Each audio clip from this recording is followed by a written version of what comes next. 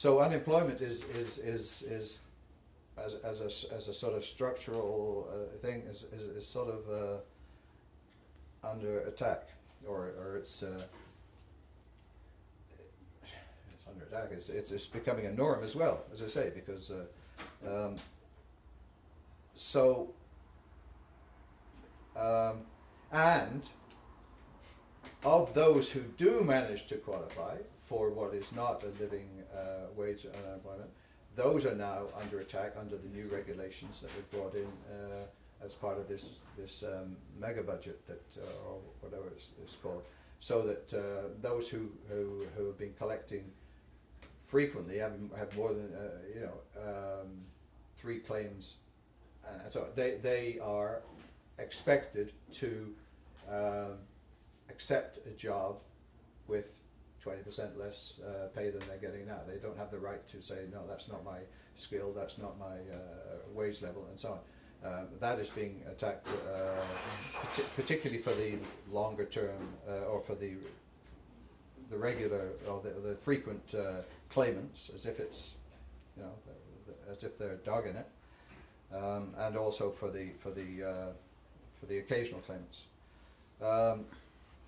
And unemployment has been transformed into a virtual world, because in the 30s and 40s it was a very palpable world. You had lineups of people to sign at the labor exchange or whatever it was called,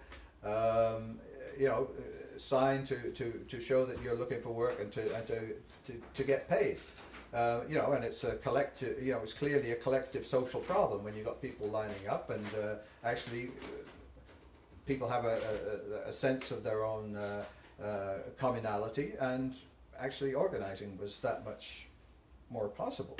But now, increasingly, over the last 2, 3, 4 decades, it's become, an individual situation. You don't have to go in and sign on. You could do it by phone. You do it by a touch-tone phone, or you do it over the internet. You don't see other people. You're sitting at home at a computer desk, and so on. You don't have that, and it sort of reinforces the idea that it's a personal problem, by the way. And your check arrives in the mail. It's very clean. It's no trouble. You can do it all from an armchair.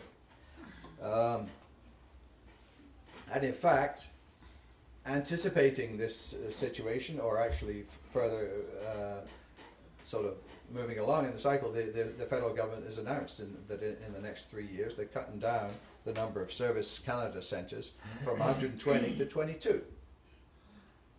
So you're ending up that you're going to have at best a computer terminal in a mall.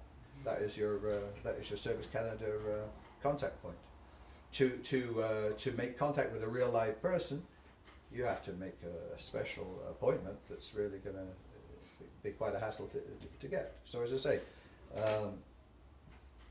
and they've just announced, or they're implementing in the spring, a shrinking of the appeal procedures, because too many people have been appealing as these restrictive rules, and so on. So now all the lay people are being dispensed with, all the of the referees, and it'll be just left to a handful of so-called experts, bureaucrats that will deal with these thousands and thousands of claims.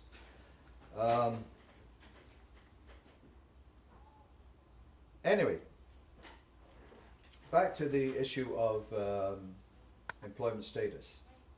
Flaherty made that famous statement, that deliberate statement, that deliberately provocative statement that there's no such thing as a bad job.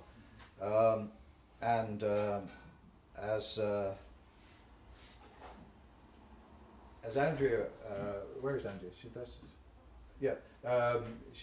She's one of the leaders of the Good Jobs Coalition in Toronto. That's a project of various community groups and of the Labour Council. And they put out a work that asks you, challenges the notion that there's no such thing as a bad job, or that any job is a good job because it's a job. They ask, what about a job that doesn't allow you to pay your bills? That's pretty fundamental. What about a job that doesn't have protections if you're sick or injured? What about a job that doesn't have retirement benefits? What about a job that isn't secure beyond today, even if you've worked there for years? What about a job that doesn't pay you overtime? What about a job where standing up for your rights against harassment, against discrimination and so on will get you fired? What about a job where you don't know who your employer is? What about a job where you don't know from 1 week to the next how many hours you're going to work and get paid for? What about a job where you're treated as self-employed or as a contractor, not as an employee? What about a job where you get paid under the table, but sometimes not paid at all? And basically, Flaherty is saying, well, you know something? A job is a job. Lump it, suck it up. That's is the actual direction that they are driving it. Then another aspect of this employment status change is that the concept of retirement has been diffused. It began, and this can be discussed how much it's based on social biological realities, but it began as a sort of progressive determination that there should be no ageism forcing people to retire. They should be free to choose to carry on,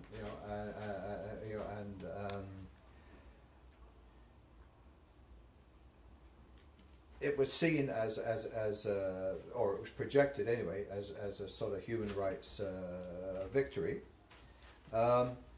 and rationalized in terms of the fact that people are living longer, people are living longer and healthier, and that you don't necessarily, you haven't necessarily shot your bolt at 65, and there's plenty more that you can contribute, and so on and so forth. Now, a lot of that is true, but it's also now become a way to force people to work beyond 65, and which was always predicted, but coming along behind that is the raising of the retirement age and the deferring of pensions. So eventually you have to work beyond 65 to keep up a certain standard of living.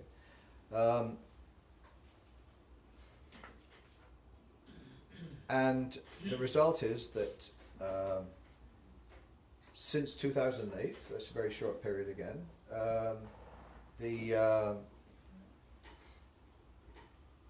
there's been a 15% increase in the number of workers over 55 who are working. There's a steady increase in and actually I heard on the radio the other day they've done